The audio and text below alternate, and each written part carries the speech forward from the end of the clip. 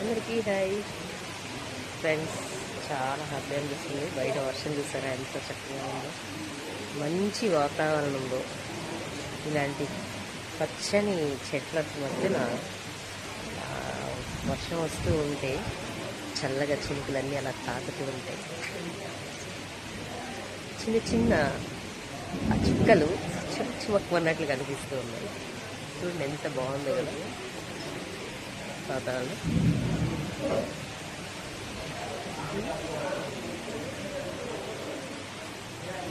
ఆ కొబ్బరి చెట్టు ఎంత బాగుంది.